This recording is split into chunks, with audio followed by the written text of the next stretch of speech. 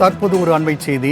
LIC இணையதள முகப்பு பக்கம் ஹிந்தி மொழியில் மாறிய விவகாரத்தில் மத்திய அமைச்சர் நிர்மலா சீதாராமனுக்கு திமுக எம்பி கனிமொழி கடிதம் எழுதியுள்ளார். கூடுதல் விவரங்கள் செய்தியாளர் செலினா வழங்க கேட்கலாம். செலினா, நாடாளுமன்ற உறுப்பினர் கனிமொழியின் கடிதத்தில் என்ன குறிப்பிடப்பட்டுள்ளது? கூடுதல் விவரங்கள். எல்ஐசியின் இணையதளம் என்பது ஹிந்தியில் மாறப்பட்டிருக்கக்கூடிய நிலையில் இது தொடர்பாக ஏற்கனவே திமுக தலைவரும் முதலமைச்சருமான மு.க.ஸ்டாலின் எதிர்ப்பு தெரிவித்திருந்தார்.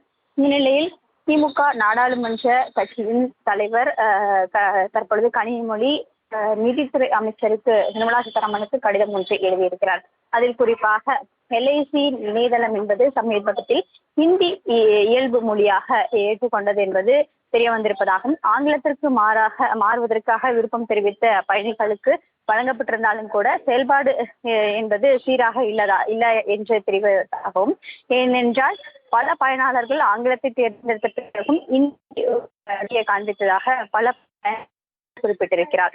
குறிப்பாக இந்தி மொழி பேசாத பயனாளர்களுக்கு இது ஆச்சரியத்தை ஏற்படுத்தி இருப்பதாகவும் 3 கோரிக்கைகள் இதில் முன்வைக்கப்பட்டிருக்கிறது. குறிப்பாக மொழி மற்றும் செயல்பாட்டு இணையதளம் முழுமையாக தடையின்றி செயல்படுவதை உறுதி செய்ய வேண்டும் எனவும், அதே போல வலைதளத்தின் பயனாளர் இடமுகத்தை பதிவு செய்த பிறகும் சோதனை செய்தல், மொழி விருப்பத்தை தேர்ந்தெடுத்தல் உள்ளிட்ட அனைத்து பயனாளர்